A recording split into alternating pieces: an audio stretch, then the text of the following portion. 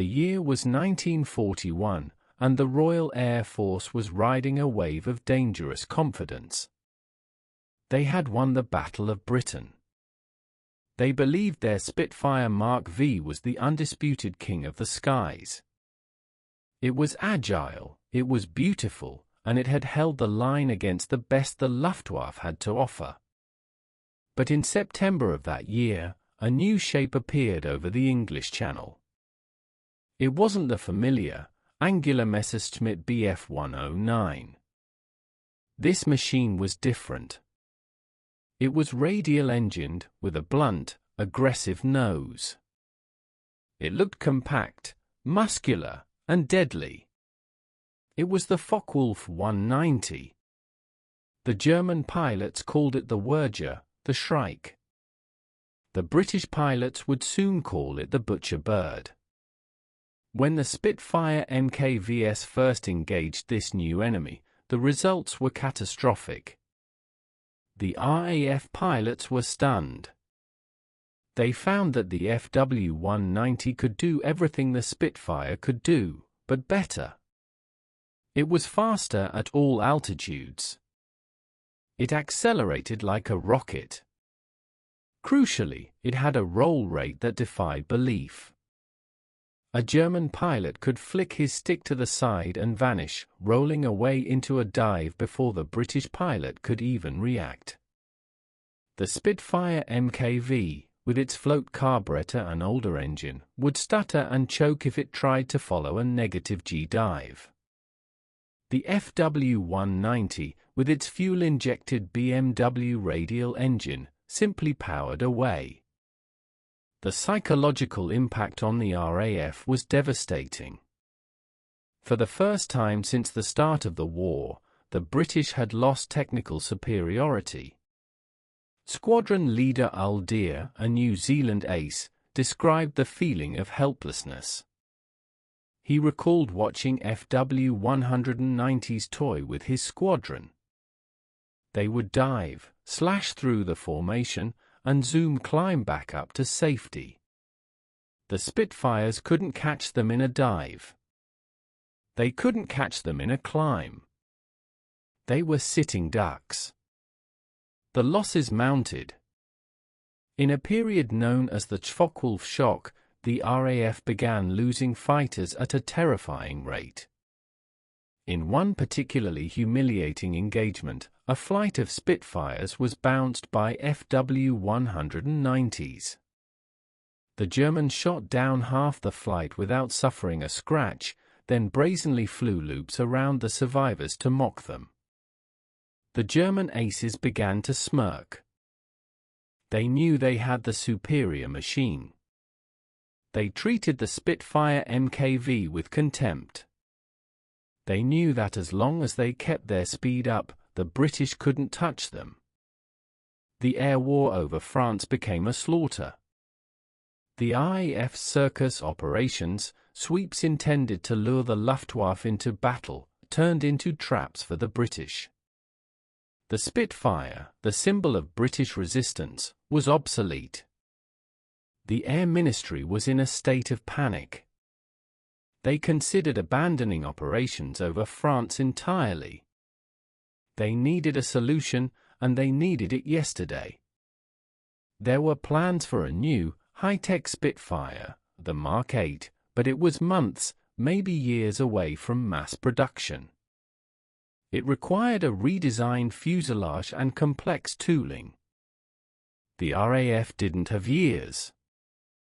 They didn't even have months. Every day they waited, more pilots died. Every day, the FW-190 tightened its grip on the channel. The British engineers at Rolls-Royce and Supermarine were faced with an impossible task: take an obsolete airframe and make it beat the most advanced fighter in the world. And they had to do it without disrupting the production lines. The clock was ticking, and the butcher bird was feeding. The answer to the Focke-Wulf crisis didn't come from a gun or a wing shape. It came from a supercharger. The heart of the Spitfire had always been the Rolls-Royce Merlin engine. It was a masterpiece of engineering, but by 1941, it was running out of breath. The current engine, the Merlin 45, used a single-stage supercharger. Think of a supercharger as a lung. It sucks in air, compresses it, and forces it into the engine. At low altitudes, the air is thick, and the Merlin 45 worked fine. But as you climb higher, the air gets thin. The single-stage supercharger had to work harder and harder to compress that thin air. Eventually, it just couldn't keep up. Above 20,000 feet, the Spitfire's power dropped off a cliff.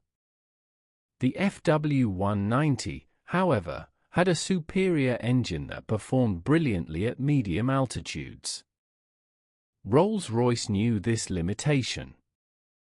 In their experimental shop, a team led by the brilliant mathematician Stanley Hooker was working on a secret weapon. The Merlin 61. This wasn't just a tweak, it was a revolution. Hooker added a second supercharger stage. Imagine two fans working in series. The first fan compresses the air a little bit. The second fan takes that compressed air and squeezes it even harder. This meant that even in the thin air of the stratosphere, the engine could still breathe as if it were near sea level. But there was a catch. A big one. Physics dictates that when you compress air, it gets hot. Very hot. The air coming out of the second supercharger was so hot, nearly 200 degrees Celsius, that it would melt the pistons if it was fed directly into the engine. It would cause detonation, destroying the engine in seconds. Hooker needed to cool that air down before it entered the cylinders. He needed an intercooler. This was a radiator, essentially a box of water-cooled pipes, that sat between the supercharger and the engine. It sounds simple, but it added weight. It added bulk. It added complexity. The Merlin 61 was longer, heavier, and more complicated than the older Merlin 45. When they put it on the test stand, the results were shocking. At 30,000 feet, where the old engine was gasping for air, the Merlin 61 was producing nearly double the horsepower. Double. It was a quantum leap in performance. It was the kind of power that could not only match the FW-190 but crush it. But having an engine on a test stand is one thing. Putting it into a fighter plane is another. The Merlin 61 was too long for the Spitfire Mk V. It wouldn't fit.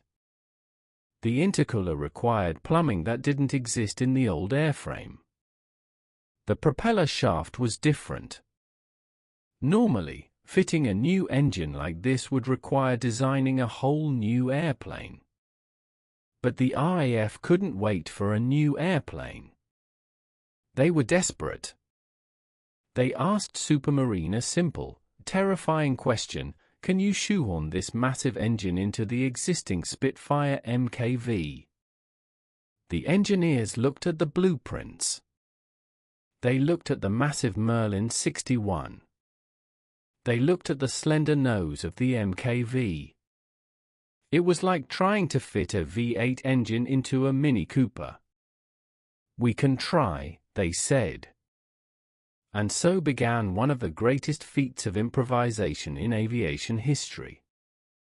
The project was given the designation Type 361. It was never meant to be a permanent solution. It was a stopgap. A temporary fix to hold the line until the real new Spitfire, the Mk VIII, was ready. The engineers at Castle Bromwich and Supermarine worked in a frenzy. They took standard Spitfire Mk V airframes right off the production line. They ripped off the nose. They strengthened the longerons, the structural beams of the fuselage, to take the extra weight of the massive Merlin 61. They bolted the new engine on. Because the Merlin 61 was longer, the nose of the Spitfire stretched out. It gave the plane a longer, more elegant snout. But the real headache was the cooling. Remember that intercooler? It needed its own radiator. The Mk V had a single oil cooler under the left wing and a radiator under the right. For the new plane, the engineers had to completely redesign the underwing layout. They put a large radiator under both wings. This gave the plane a symmetrical look from the front, distinct from the asymmetrical Mk V. They also had to change the propeller. The immense power of the Merlin 61 was too much for the old three-bladed propeller to handle. It would just spin without biting the air. So, they fitted a massive, four-bladed rotor propeller. This prop could churn through the air, converting that 500-plus horsepower into raw thrust. Everything about the build was hurried. There was no time for wind tunnel testing. No time for aerodynamic refinement. They were welding and riveting based on intuition and urgent necessity. They called this Frankenstein creation the Spitfire Mk IX. In military designations, the Mk number usually indicates a planned, sequential evolution. But the 9 was jumped ahead of the 7 and 8 because it was an emergency measure. When the first prototype flew in early 1942, the test pilots were skeptical. They expected a heavy, nose-heavy pig of a plane. They expected the handling to be ruined by the extra weight. They took off. They climbed. And their skepticism vanished. The Mk IX was a revelation. It handled just as beautifully as the Mk V. The extra weight was offset by the extra power. But the climb was insane. The pilot pulled back on the stick, and the Spitfire just kept going up. It tore through 20,000 feet. It hit 30,000 feet and was still pulling hard. The top speed jumped by nearly 40 miles per hour. At high altitude, it was faster than the Fw-190. It climbed faster than the Fw-190. The engineers had done it. They had taken an old airframe, stuffed a rocket of an engine inside it, and created a whirl beater. But the best part was yet to come. The best part wasn't the speed. It wasn't the altitude. It was the look. To the untrained eye, and crucially, to the German eye, this new superfighter looked almost exactly like the old, vulnerable Mk V. The RAF realized they had an opportunity for a deadly surprise. They didn't announce the new plane. They didn't paint it in special colors. They painted it in standard camouflage. They mixed the Mk IXs into squadrons flying the older Mk versus. They set a trap. And they waited for the Luftwaffe to take the bait. July 1942. The skies over France. The trap was set. Number 64 Squadron was the first to be equipped with the new Spitfire Mk IX. They flew a sweep over the French coast, looking for trouble. For months, the German pilots in their Fw-190s had enjoyed total dominance. They had developed a standard tactic for dealing with Spitfires. They would dive on the British formation from above, fire a burst, and then use their superior zoom climb to rocket back up to safety. They knew the Spitfire Mk V couldn't follow them up. It was a safe, risk-free way to fight. Bounce and zoom. On this day, a group of Fw-190s spotted the Spitfires of 64 Squadron below them. The German leader must have smiled. Another easy kill. Another day of sporting practice against the inferior British machines.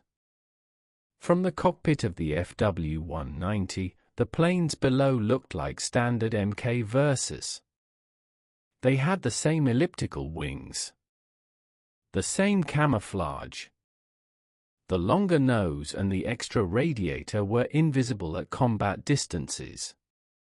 The Germans dove.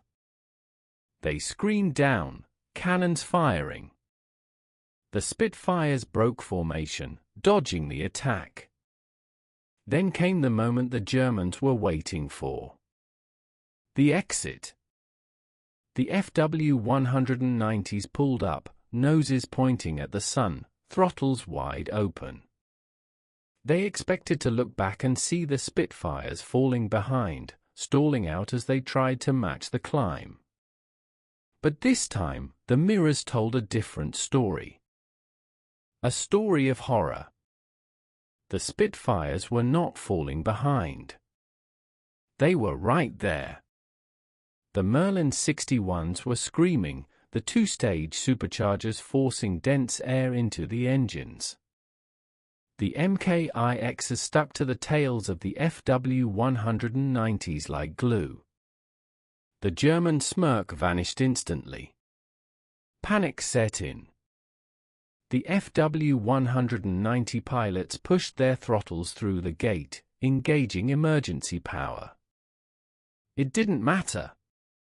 The Spitfire Mk IX was actually gaining on them in the climb.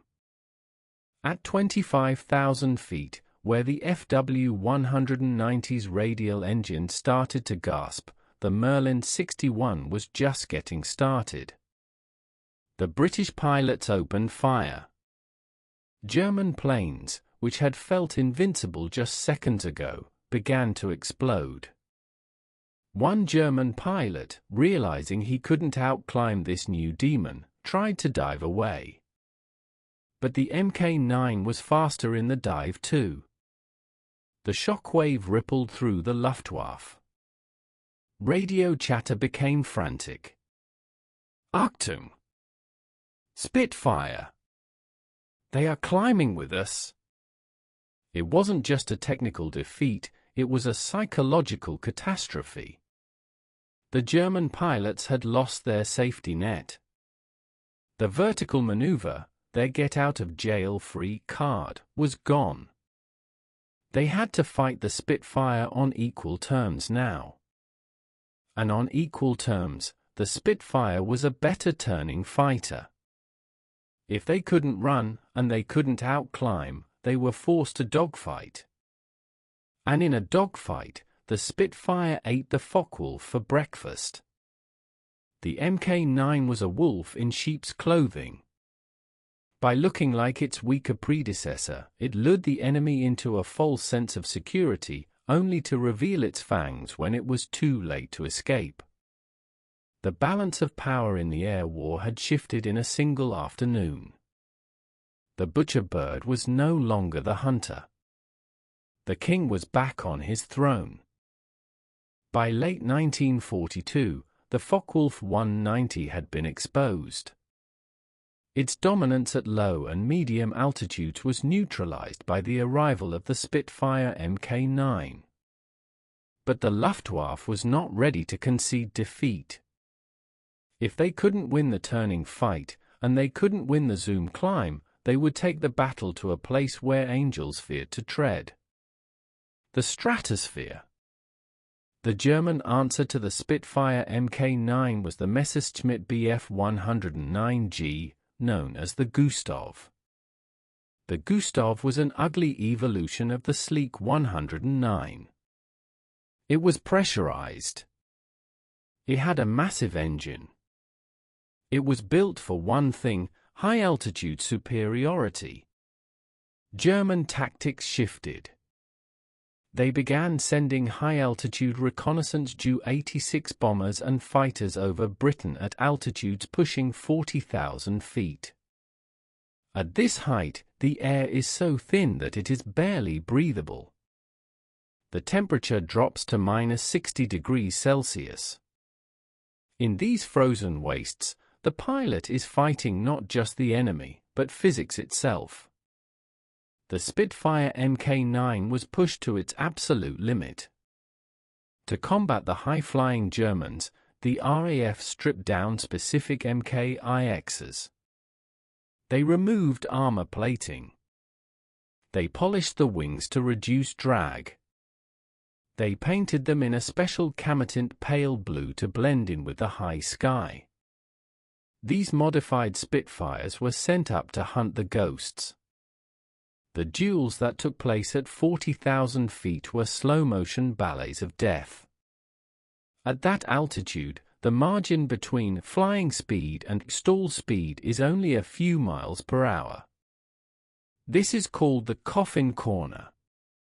If you pull a turn too tight, the plane stalls and spins into the abyss.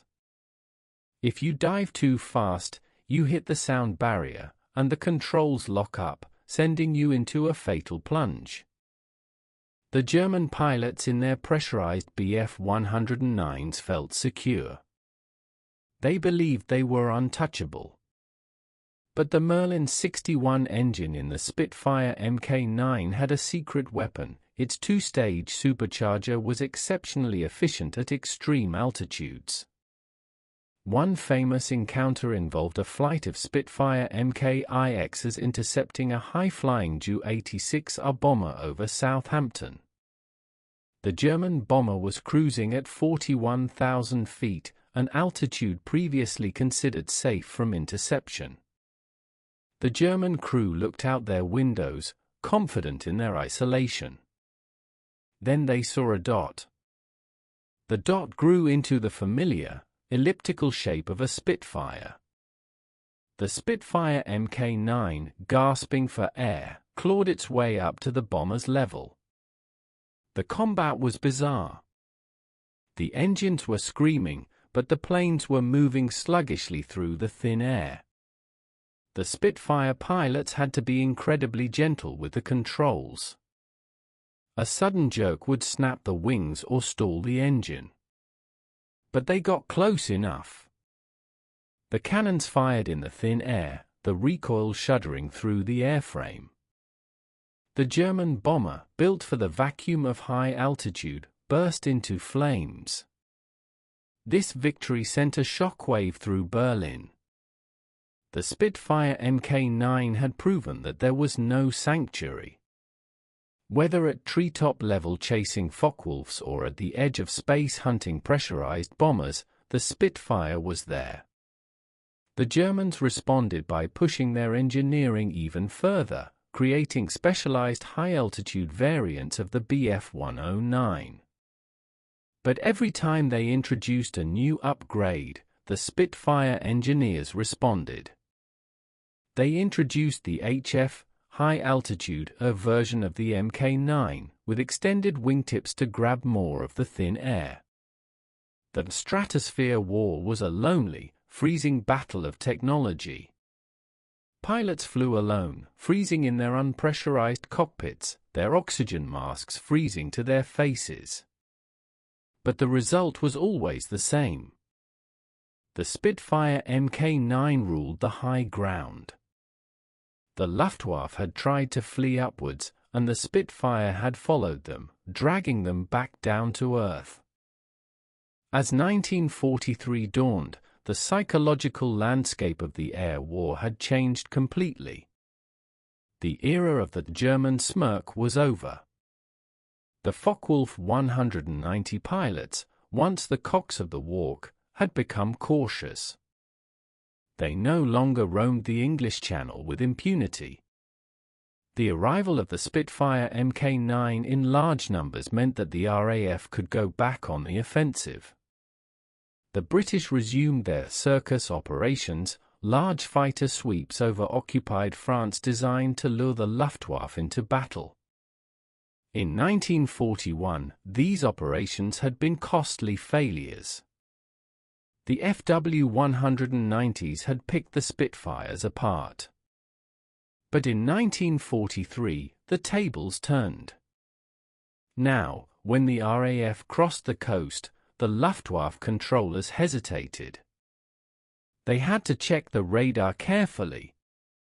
Were those Spitfires MKVs or Mk IXs? The uncertainty was a weapon in itself. If they scrambled to intercept a formation of what they thought were MKVs, only to find a squadron of Mk IXs waiting for them, it was a massacre. The Spitfire Mk IX allowed the Allied commanders to dictate the terms of the battle. It wasn't just an interceptor anymore, it was an air superiority fighter.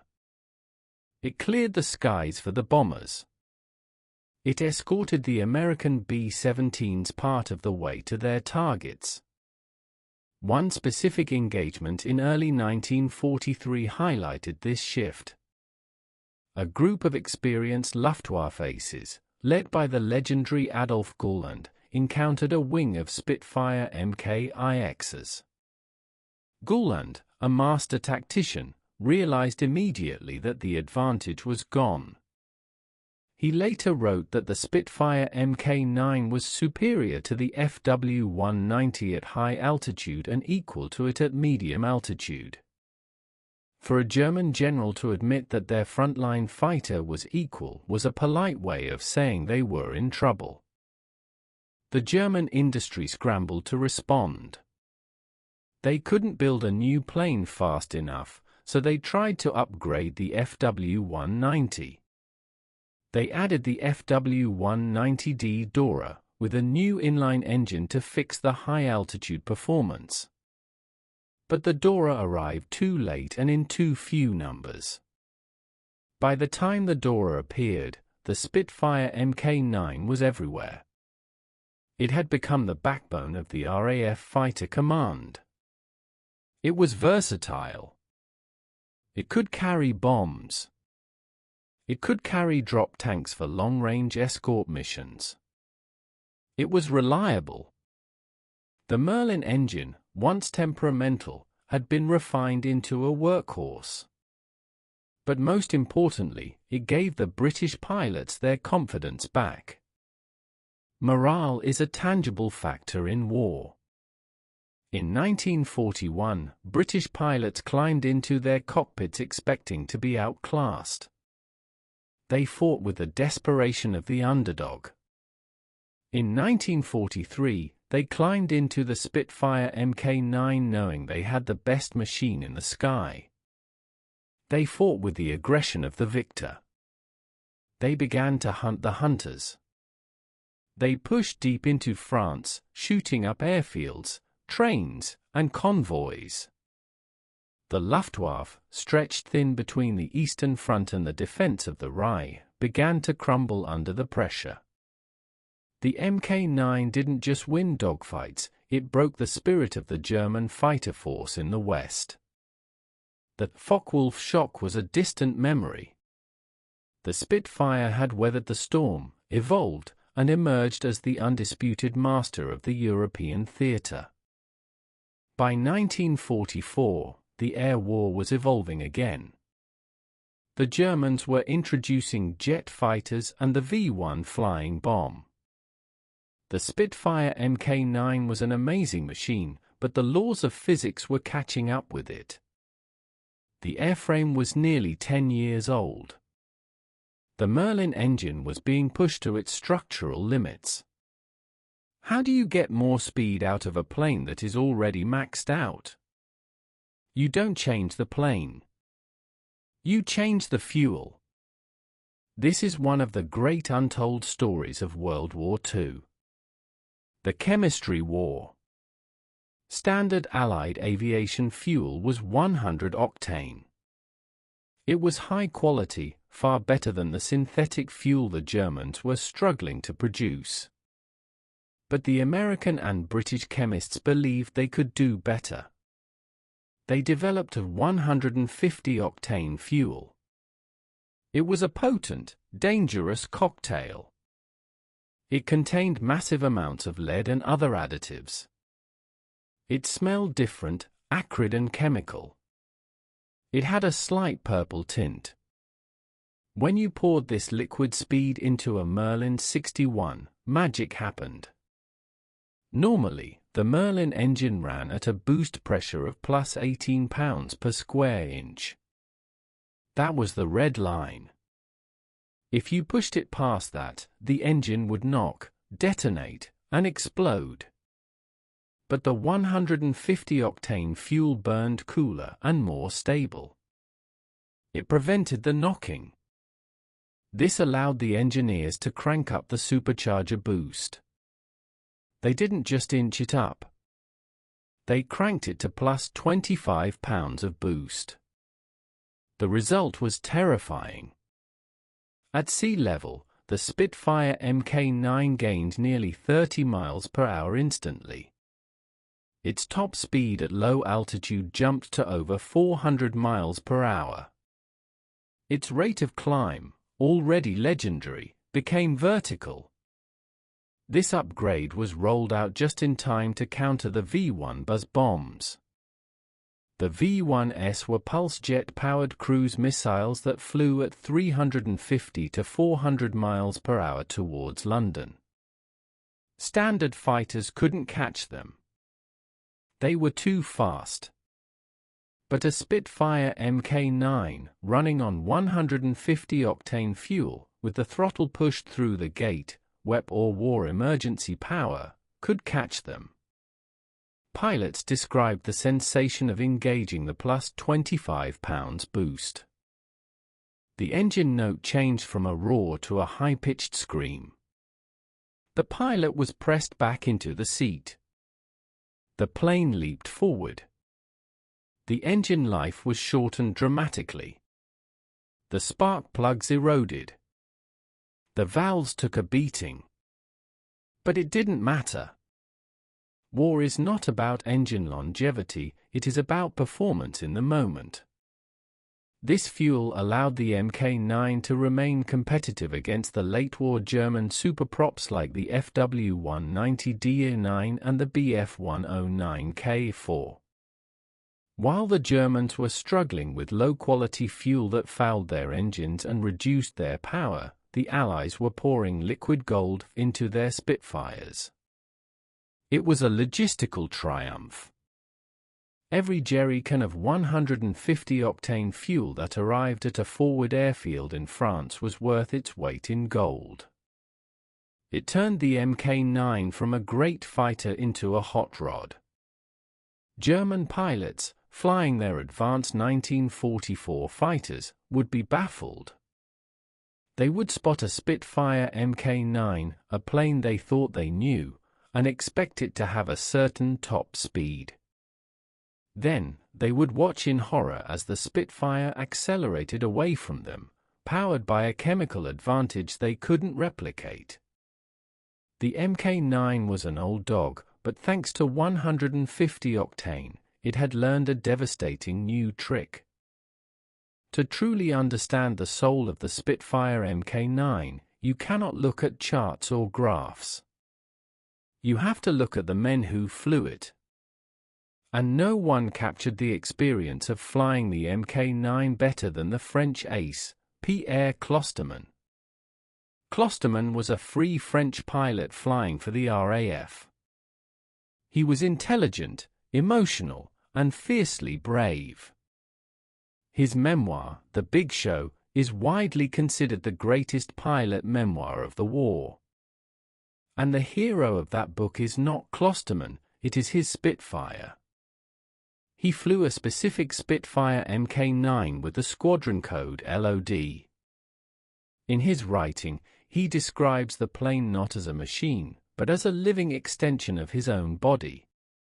He writes about the sensitivity of the controls.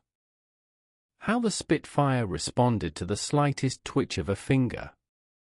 He describes the Mk IX as a thoroughbred. High-strung, powerful, and beautiful. One of his most vivid accounts describes a dogfight over France in 1944. He was leading a section of Spitfires when they were bounced by a massive formation of Fw-190s. It was a chaotic, swirling melee. The sky was full of tracers and smoke. Klosterman describes pulling his Mk9 into a tight, high G turn. The G-forces drained the blood from his head. His vision grayed out, the world narrowing to a tunnel. But he felt the Spitfire shuddering on the edge of the stall, the wings biting into the air. He knew, instinctively, that an FW-190 trying to follow that turn would spin out. He watched the German plane flick over and dive away, unable to match the turn. He describes the violence of the Hispano cannons. When he pressed the fire button, the Spitfire would slow down from the sheer recoil of the guns. He writes about the smell of cordite filling the cockpit, the sweat running down his back, the sheer physical exhaustion of wrestling the machine through the sky. But above all, he writes about love.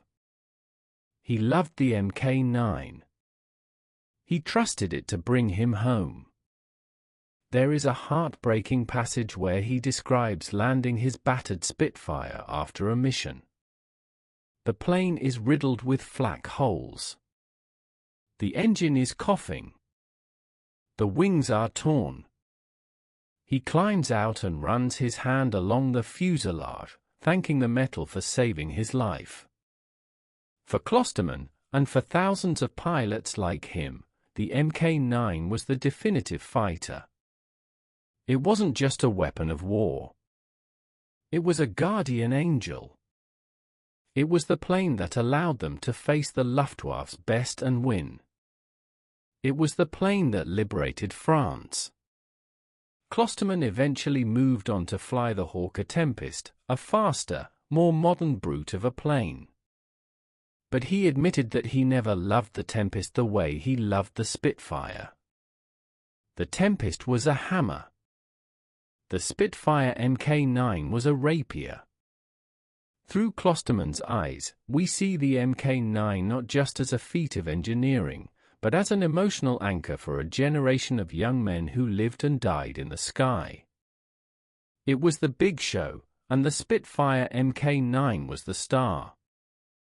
As the war progressed, the aerial battlefield kept expanding, pushing higher and higher into the thin, freezing air of the stratosphere. The Germans, ever resourceful, continued to develop specialized high-altitude reconnaissance aircraft and fighters, hoping to escape the relentless Allied pressure. They brought out variants of the Messerschmitt Bf 109 and Focke-Wulf 190, fitted with pressurized cockpits and advanced superchargers, designed to operate above 35,000 feet. Their goal was simple: fly so high that no Allied fighter could reach them. But the Spitfire Mk9, specifically the high-altitude fighter, HF, variant, was designed to deny them this sanctuary. These HF Mk IXs were subtly different from their standard counterparts. They featured extended, pointed wingtips. These extended tips increased the wing area, allowing the Spitfire to bite more effectively into the thin air at extreme altitudes.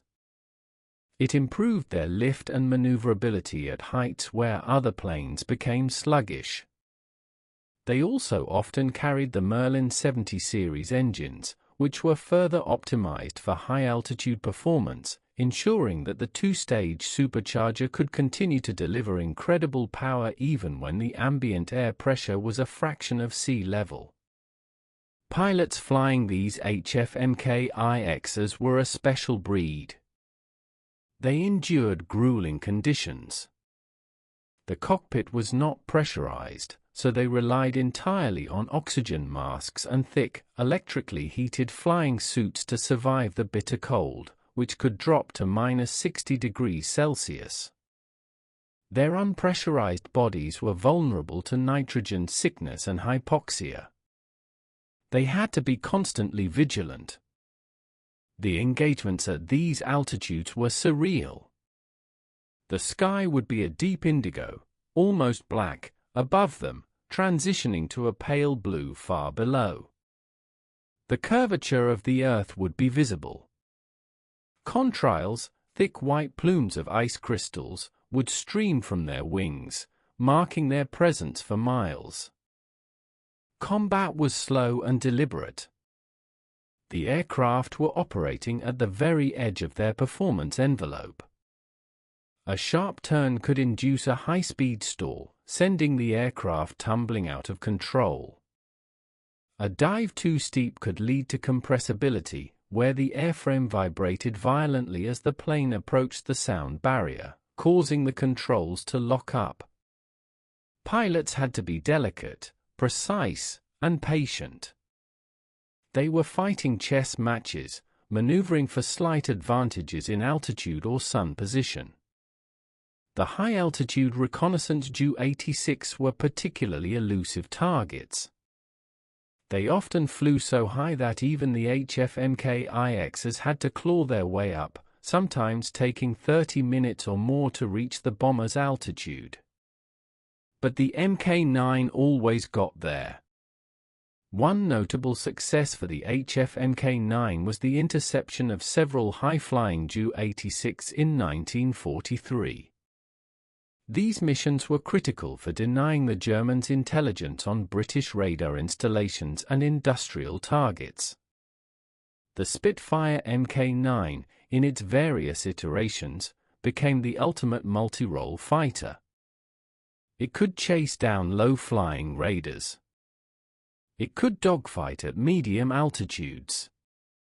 And with the HF variant, it could climb to the very edge of space and still bring the fight to the enemy. This adaptability was a testament to the fundamental brilliance of the Spitfire design and the continuous innovation of Rolls-Royce and Supermarine engineers. The 40,000-foot ceiling that the Luftwaffe had once dreamed of as a sanctuary became just another hunting ground for the Spitfire Mk IX. June 6, 1944.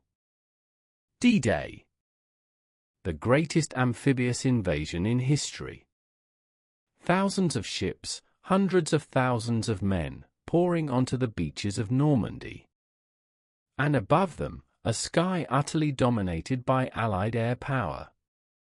The Spitfire Mk IX was at the very heart of this immense aerial umbrella. The months leading up to D-Day had been a brutal campaign to establish air superiority over the invasion areas. The Mk IX, with its unmatched climb rate and speed, had decimated the Luftwaffe over France. German fighter strength had been bled white. On D-Day itself, the skies above the landing zones were a testament to the Mk IX's total dominance. Thousands of Allied aircraft, fighters, bombers, transport planes, flew overhead.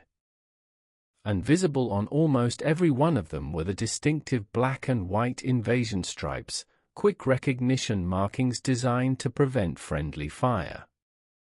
The Spitfire Mk IX wore them with pride. Their mission on D-Day was critical: keep the skies clear. This meant two things. Protect the ground forces and the shipping, prevent any Luftwaffe aircraft from reaching the beaches and attacking the vulnerable invasion fleet. Support the advance, fly low-level ground attack missions, as fighter bombers, or Bombfunst as they were sometimes called, to clear obstacles for the advancing troops. From dawn until dusk, hundreds of Spitfire Mk IXs patrolled the skies. Pilots flew endless circles over the landing beaches, their eyes scanning the horizon for any sign of German aircraft. The engagements were rare, but when they happened, they were brief and utterly one-sided. The Luftwaffe, reduced to a shadow of its former self, could offer only token resistance.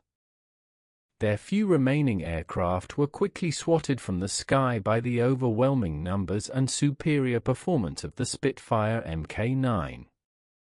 The ground troops below, hunkering down under intense German fire, often looked up and felt a profound sense of reassurance. They heard the familiar growl of the Merlin engine, saw the elliptical wings, and knew they were safe from aerial attack. For the first time in military history, an entire invasion force operated with almost total immunity from enemy air power. This complete air superiority was not an accident. It was the direct result of years of brutal fighting by the Spitfire and its pilots. It was the culmination of the lessons learned from the Focke-Wulf shock of 1941. The Mk9 didn't just win dogfights, it created an environment where the Allied invasion could succeed. It ensured that German commanders couldn't move their vital reserves by day. It ensured that German tanks were delayed, pummeled by Typhoons and other fighter bombers whenever they ventured into the open. The D-Day landings were a ground and naval triumph, but they were enabled by the air. And the Spitfire Mk9 was the cornerstone of that aerial dominance. It was a stark contrast to the Battle of Britain. Then, the Spitfire was defending its homeland. On D-Day, the Mk9 was projecting power, a symbol of the Allied offensive. It had helped turn the tide of the war, paving the way for the liberation of Europe. As the war entered its final, desperate phase in late 1944 and early 1945, Germany unleashed its ultimate technological marvel, the Messerschmitt Me-262 jet fighter. This was a truly revolutionary aircraft. With twin-jet engines, it could hit speeds of over 540 miles per hour, leaving any propeller-driven fighter far behind. When the Me-262 first appeared, it created another shock among Allied pilots. How could they possibly counter this new threat? Once again, the aging Spitfire Mk9 found itself pushed to its limits, but once again, it rose to the challenge. The Mk9 couldn't outrun the Me-262 in a straight line, but it could outturn it. Jet engines were powerful, but they were slow to accelerate and decelerate. They also suffered from flameouts if the pilot made sudden maneuvers. Allied pilots, often flying Spitfire Mk IXs, developed cunning tactics to combat the jets. They would often spot the Me-262s when they were on their landing approach or taking off from airfields.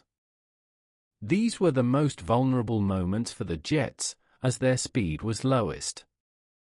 Spitfire pilots would lie in wait, then dive at maximum velocity, catching the jets before they could build up speed. In the air, if a Spitfire pilot found himself against an Me-262, he knew he couldn't dogfight it head-on. Instead, they would try to lure the jet into a turning fight. The Spitfire, with its incredibly tight turning radius, could quickly get onto the tail of the less agile Me-262. Another tactic was to position themselves above the jet and then dive, building up immense speed. A Spitfire Mk9, in a vertical dive, could approach 500 miles per hour. While this put immense strain on the airframe and risked compressibility effects, it was sometimes the only way to catch the faster jet.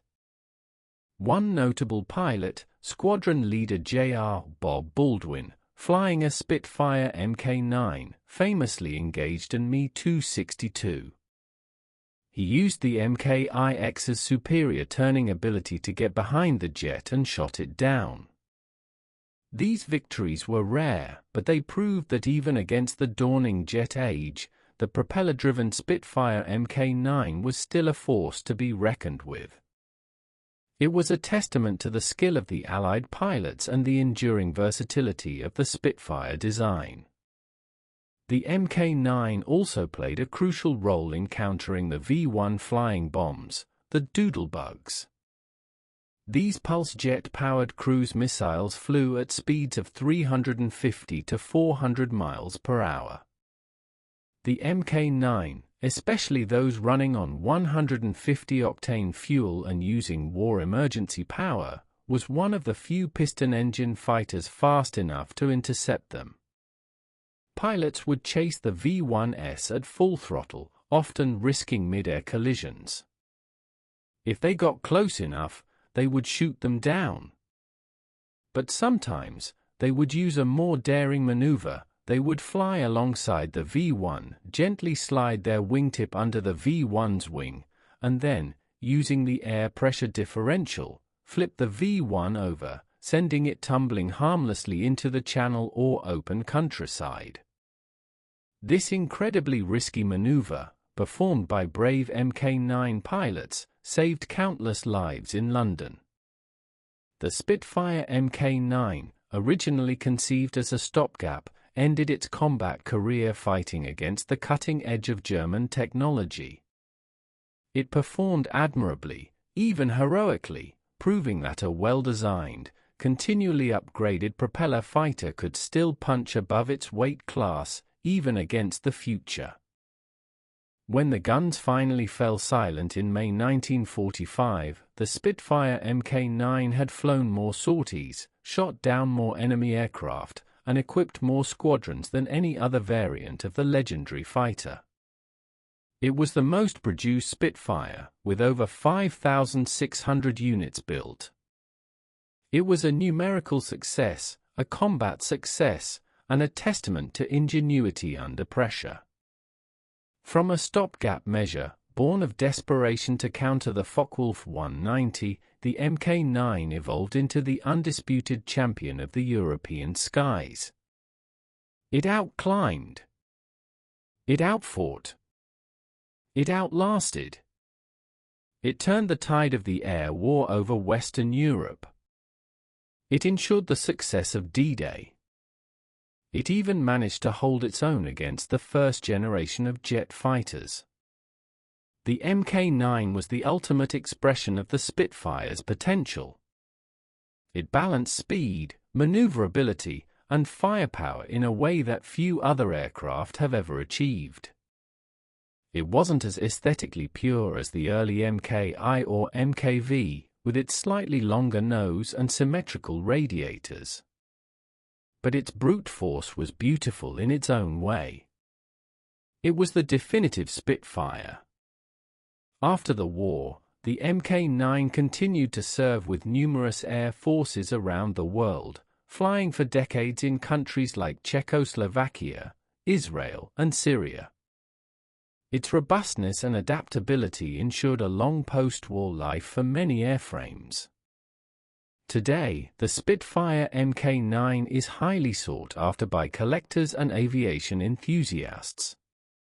Many lovingly restored examples take to the skies at airshows, their Merlin engines roaring with the same powerful sound that once terrified German pilots. Standing beneath a preserved Mk IX in a museum, one is struck not just by its iconic elliptical wings, but by the subtle details, the four-bladed propeller, the dual radiators, the slightly extended nose. These were the marks of its transformation. It represents the ingenuity of British engineers who took an old design and squeezed every ounce of performance out of it, creating a stopgap that became a legend. It represents the courage of the pilots who strapped themselves into its cockpit, pushing it to its absolute limits, from treetop level to the edge of space. The Luftwaffe aces, who had once smirked at the Spitfire Mk V, learned to respect and then to fear the Mk IX. It outclimbed everything they had. It outfought everything they had. And in doing so, it secured its place as one of the greatest fighter aircraft ever built. The Spitfire Mk IX was more than just a plane, it was a symbol of resilience, innovation, and unwavering determination. It was the king of the skies, and it wore its crown with well-earned pride.